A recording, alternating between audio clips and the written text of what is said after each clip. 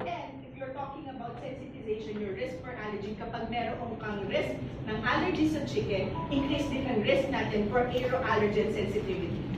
And if you look at yung doon sa allergenic protein, yun nandito, itong apat na nandito are for your egg whites, and dito, yung gall type natin, yung egg yolk. Anong application yan? If ever nagkaroon ka ng test, at ang nakita natin, 1 at 2, at ang sinabi natin, mas marami yung sa 1, then ibig sabihin, baka hindi ka po pwedeng kumain totally ng egg, especially kung sinasabi natin dito, kahit lutuin siya, hindi kaya ng katawan. But if yung 2 ang nag-positive, sabi dito, kahit na lutuin natin siya, kaya ng bata, kaya ng individual, ng adult. Now, let's go naman dun sa number 5. So number 5, if you look at yung dito natin, ito yung pinaka-burden egg syndrome. What does that mean? Yung mga patients na sinabi natin na kunyari nagkaroon ng exposure sa mga birds, basta yung kanilang feces, droppings, serum, feathers, nagkakaroon niya ng reaction. At yung secondary reaction nila is actually yung cross-reactivity sa egg yolk. So yung mga patients, kunwari, na nagkaroon ng positive dito, ang sinasabi natin, you need to avoid the egg yolk and baka sensitive din sila kapag nagkakaroon ng exposure sa pets, kunyari sa birds. So dito sa test na to, we can actually tell the patients alin ang kailangan gawin, alin ang kailangan natin i-avoid. Because you don't want an exposure. Now, the common question is, paano naman yung iba na dating may allergies pagkatapos nawawala? Then, it will always boil down into 2. Kamusta ang immunity ko? At gaano kalaki yung antigen na napunta dun sa katawan ko? Kasi kung masyadong marami yung mga stimulus sa katawan natin at mahina yung immunity ko, magkakaroon ako ng reaction. That's why even if avoidance yung primary or yung main management natin, what we still want is to make sure na kaya pa rin ang immune system natin. Because yung IgE natin, immunoglobulin E natin, antibodies pa rin yan. Now, for management, the first step will always be a very good history ng mga possible na triggers. But for you to identify alin yan, so kung sakali sa iba, paano ang dami-dami niyan? Pwede ba magkaroon ka ng sabay-sabay na exposures? Hopefully, para na sa ganun, alam mo, but if hindi mo alam kung saan ka nagkakaroon ng allergic reaction, it might be better you go immediately to testing. Now, for the management, we always ask the patient to, number 1, always read the label. If you're allergic to something, you always read the label. Whether this is a complex compound, aerosol, aeroallergen, risk natin for food, always read the label. You have to take responsibility doon sa food na kakainin. That's why you need to know kung ano yung mga triggers. And lastly, for life-threatening reactions, you have to make sure that you wear your identifiers kung sakaling na-diagnose tayo ng mga life-threatening diseases, life-threatening allergy reaction. You use your epinephrine pen if needed. The antihistamine is good, but if you're having significant reaction, it's better now epinephrine. You seek further care in the ER, and lastly, you need to see your attending physician for further management. Now, my take-home message is actually, you have to turn your information into action. It's not enough that you know about a bird, it's about the application and what it can do to people. Lalo na kung sakaling we're trying to restrict yung food items na kinakain ng isang bata. Now, for the management, the main management will always be avoidance of the triggers. Without the triggers, wala tayong kakailanganing intervention or management. Where is the next frontier in allergy testing? Why go for the traditional patch test if you can go for this? There will always be an indication for patch test. As Dr. Disha, our in-house dermatologist, siya yung nagsasabi na, what if kunwari metal siya? Of course, kung metal yan, mas maganda pa rin, may contact. para makita natin kung sakaling kailangan ba natin ng avoidance for that particular substance. But for the rest, it might be better kung blood draw. And lastly, you talk to your doctor for more preventative measures. With that, I'd like to thank you all for patiently. Alright, so allergies need not be a permanent health issue and should not stop us from enjoying certain things. The best way to overcome allergies is to find out what triggers it and thoroughly understand its manifestations. To help us better understand allergies and how it affects our health, please welcome one of our functional medicine practitioners, Dr. Agnes Galura Amero. Good afternoon.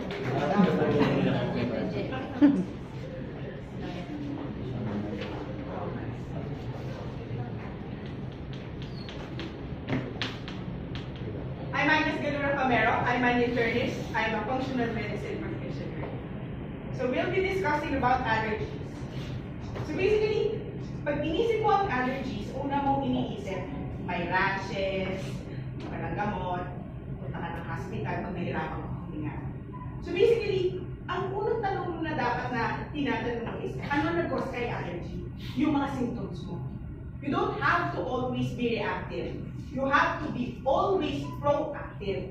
Kasi kung reactive lang tayo na reactive, it will come to a point na ang ginagawa na lang natin, kinokontrol na lang natin, ang from the start, hindi dapat nangyayari. Now, my objectives include, number 1, is for us to understand what allergy is. Number 2, is for us to at least determine yung mga different types na allergy tests, anong benefits nila sa atin, and ano ang mga disadvantage nila. And to introduce sa inyo what is covered. It's the next frontier in allergy. Now, let's take up cases, yung relatable cases. So, let's have the 7-year-old female. Sa US, naging issue siya. Yung bata, nag-share, may classmate siya, sinare ng peanut butter sandwich. Eh walang dalang epinephrine. Eh school, hindi rin request. Yung bata, namatay. Next case. Ibig sabihin nun, pagkatapos i-breastfeed, most patients, most individuals, yung mga mami, ang ginagawa na nun, start na, magbibigay na tayo ng mga something na solid. O yung iba, kung hindi na kaya talagang mag-breastfeed, ang ginagawa, nagbibigay na formula. So problem dito sa bata is, when they started weaning, and dahil wala na rin milk yung mommy, nagbibigay na ng milk formula, ang ending sa kanya, parang feeling ng mommy, parang hindi ako ang mommy ng baby. Iyak siya ng iyak, inconsolable siya. Parang feeling niya, may deficiency ba ako? Bakit hindi ko kaya mapatahan yung anak ko?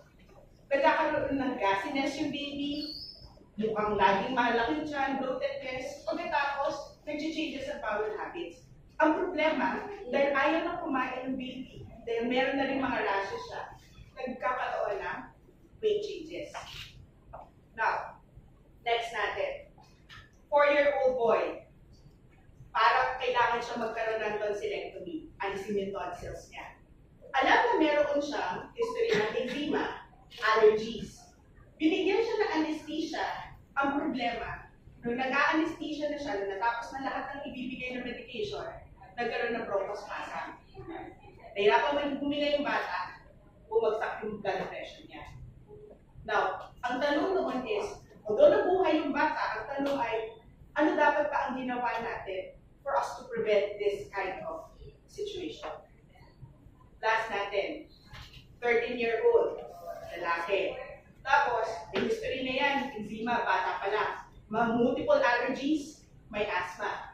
Now, he never had vaccination because ang problema sa kanya, may ibang parts ng vaccination natin, mga vaccines natin, na may egg. So, ang guidelines natin ang sinasabi, kung pwede ka magkaroon ng trial, nag-try sila. Ang ibinigay lang sa kanila, ang liit-liit lang na dose, 10 of the regular dose as a tester dose. After 10 minutes, kaya pa huminga. After 20 minutes, from the initial time na nagkaroon ng tester dose, nagkaroon ng gagging sensation. Feeling niya, may constriction na dito. If I have a child, I have a 5-year-old kid, ang ayaw ko is, one day, nalaman ko na lang na nahirapan huminga yung anak ko because meron pala siyang certain allergies na never ko na-discover, pero ang naging problema pala is doon sa initial exposure at yung mga subsequent exposure, may significant side effects pala. And we don't want na nagtatrial tayo. Ang gusto natin, sa ganitong panahon, proactive. Alam ko na dapat iwasan, alam ko dapat kung anong gagawin ko. And I don't want makakuha ng tawag sa school na sinasabi, may nangyari po sa anak ninyo. Nagkaroon po ng allergies. Now, kung tayo papasok sa definition ng allergy.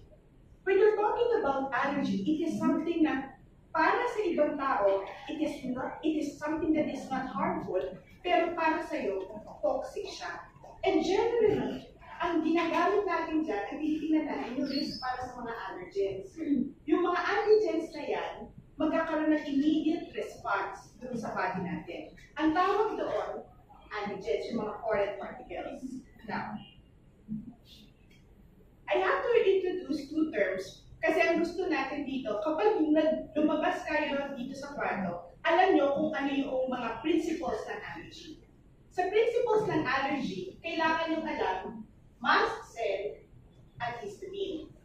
So yung mast cell, para siyang isang maliit na cell, tapos ang ginagawa niya, siya yung responsible para mag-release ng mediators na kung saan, kung pwede kang magkaroon ng flushing ng face, namamaga ang soft tissues, even nahihirapan huminga. At ang mediators na yun ay ang histamine natin. So yung mga histamine release natin na ito, yan ang nagkakos ng significant symptoms natin. At kapag significant yung symptoms, nahirapan huminga, bumagsak yung blood pressure, that is what we call anaphylaxis. Now, alam mo may history ka ng allergy. Ano nangyayari sa loob ng katawan? Ito si allergen source. Let's say, si peanut. Si peanut, nagkaroon ng interaction. Kinain mo siya, napunta sa gut, na-absorb mo. Pero, sabi ng katawan mo, hindi siya dapat nandoon. Itong Y na nandito, imagine nyo lang, para siyang kamay, hinuhugot niya. And meant siya para doon sa particular na antigen. Ang allergen source natin dito is peanut. So, na-recognize na pumasok si peanut sa loob ng katawan natin. Tapos, itong IgE, immunoglobulin E natin, Y na to, hawakan yan. Pagkahawak, magkakaroon ng activation dito sa mast cells natin. Pagkatapos, yan yung histamine natin. Tapos magkakaroon ka na ng symptoms. So basically, ganyan siya kasimple. Na kapag meron kang, kumbaga, precondition na siya na may reaction sa katawan mo, basta nagkaroon ka ng exposure to that particular allergen, magkakaroon at magkakaroon at magkakaroon ng response. Now, what's the incidence here in the Philippines? In the Philippines, Filipino children aged 13 to 14 years old, according to the ISAC stats, ito naman isa sa may pinakamalaking age group, hindi lang sa region natin, na ang sinasabi, may risk for allergies. And because of this incident, ang sinabi noong 2007, pinirmahan ni President Gloria Macapagal Arroyo ang Proclamation 1313 na nag-declare na July 8 as your National Allergy Day. So, why would you proclaim something kagaya ng allergy? Magkakaroon ka ng day kung hindi siya prevalent, lalo na sa atin. Now, these are the usual suspects natin. The problem is, hindi lang naman yan yung dapat natin pina-watch out for. Paano kung sakali sinabi ko, egg? Ano parte ng egg? Kung itlog? Egg white? Egg yolk? Yung chicken? Meat yung chicken. So you have to be very specific. You have to know kung alin talaga kailangan natin alisin. Now, if you're talking about ano ba yung technology, the technologies that we have now to identify allergies are your oral food challenge and your elimination diet, your skin prick, and your IgE testing. So, isa-isahin po natin sila. Now, if you're talking about gold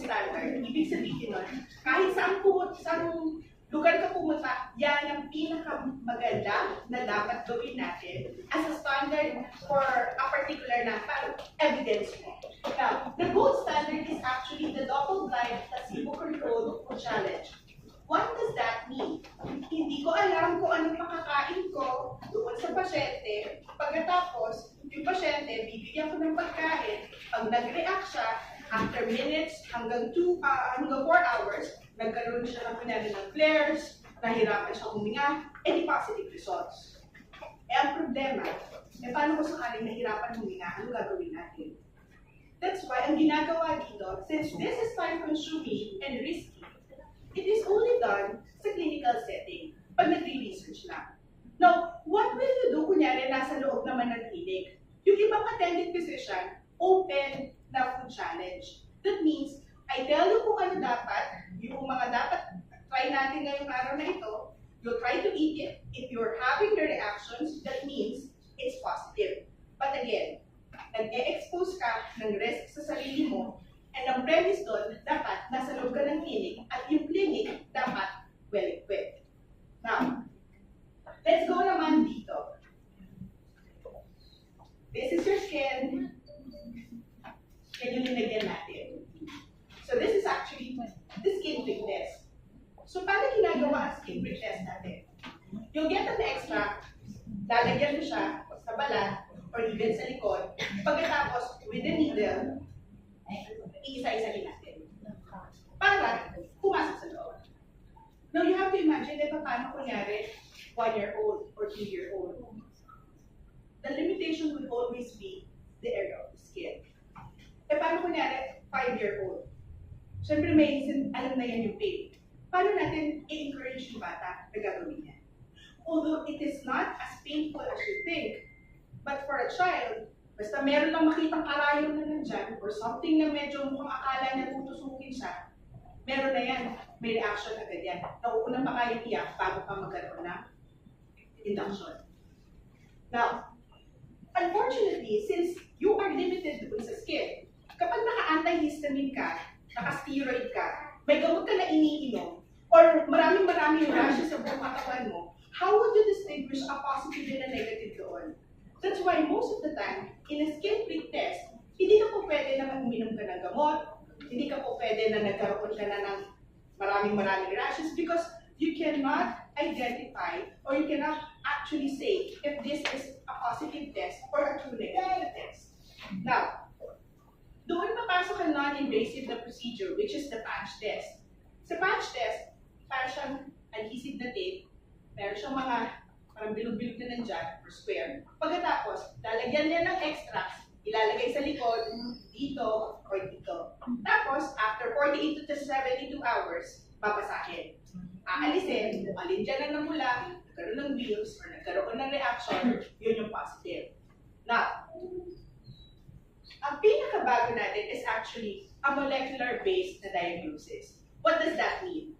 You take blood, you try to run it, and you can identify ano ang cross-reaction lang.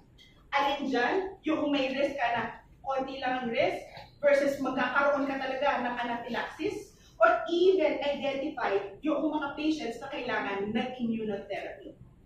That's why, in a setting ng MA, molecular-based na allergy testing, what you want is, dahil molecular-based yan, marami ka na po pwedeng gawin na exam. Maraming allergens. Unlike yung doon sa patch test or skin test natin, you are only limited doon sa ano ang kaya ng balat natin and your pain tolerance. Now, this is where the next frontier in allergy testing comes in. Because in Faber, isang specimen lang, multiple allergens, multiple results, and it uses nanotechnology. Now remember, if you're talking about yung patch test, ang ginagamit mo dyan, mga extracts lang. Eh yung isa, ang gagamitin mo yung sa molecular base, kunyari yung sa dugo, molecular ang ginagamit natin. Pero dito sa Faber, 2-in-1, may extracts ka na, may molecules pa. So that means, kung ito ang microspot, ito ang microbead, ito ang nano mo. So that's why ang kaya niya is 244 allergenic preparations for 122 extracts and 122 molecular allergens. So ibig sabihin yan, if you're talking about alin parte ng itlog or alin parte ng kunyari milk, we can tell you. Now, it came from 123 organisms, and these are the breakdowns. So if you're talking about yung mga tree pollens, risk for fungus, yung risk for dust mites, food, lahat yan makikita natin doon sa 244 natin. But what is the indication for you to undergo the allergy test? Well, if you're talking about allergy, you want to diagnose first through the history, a very good history, kung ano yung symptoms mo, especially when we're talking about, number one, kung ano yung triggers ng patient, and number two, ano ang usual na reaction.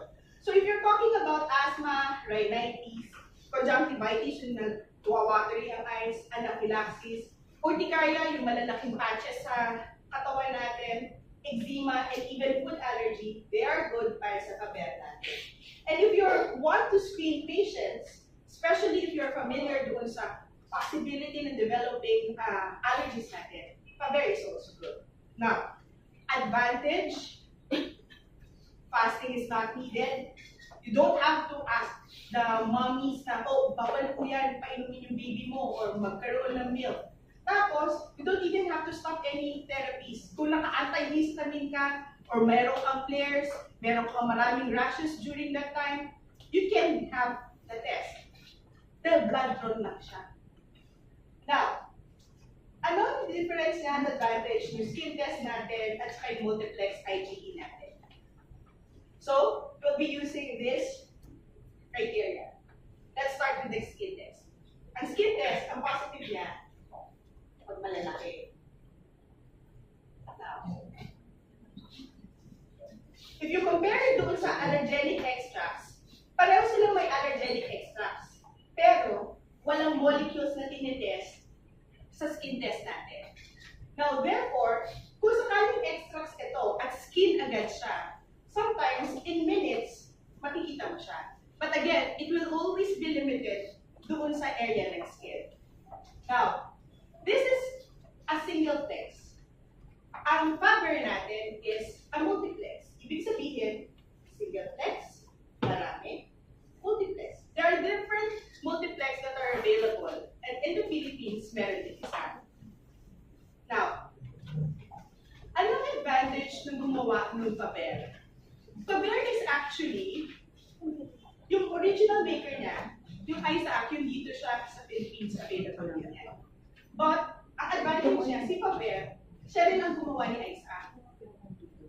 Si Isaac natin, basically, mas, kung sa Paber, mas marami siya compared doon sa gagawin ng ating paber. So pag tinignan natin dito, if you're talking about Isaac, you can only get the molecular molecules and not exactly the extracts. And therefore, if you're comparing yung technology, nanotechnology ang paber, microarray. So mas maliit yung dito natin, mas advanced. That's why, kung 112 components na molecular lang yung dito, kung makikita natin, 244 yung paber. And with yung allergen sources natin, 51 allergen sources versus 123. So, for parents, lalo na if we're talking about kunyari kids na mahirap magkaroon ng blood draw, ito yung pinakamaganda natin. Because we can identify yung risks natin sa bata. So, what does it look like? Gamitin natin itong example. Let's use Gallus domesticus. This is your chicken. Now, so chicken natin, kaya natin sabihin kung egg or yung chicken fiber yung meron kang risk. Dito, sasabihin ko rin, kung sakaling egg yan, anong part ng egg? Egg white or egg yolk? Now, application.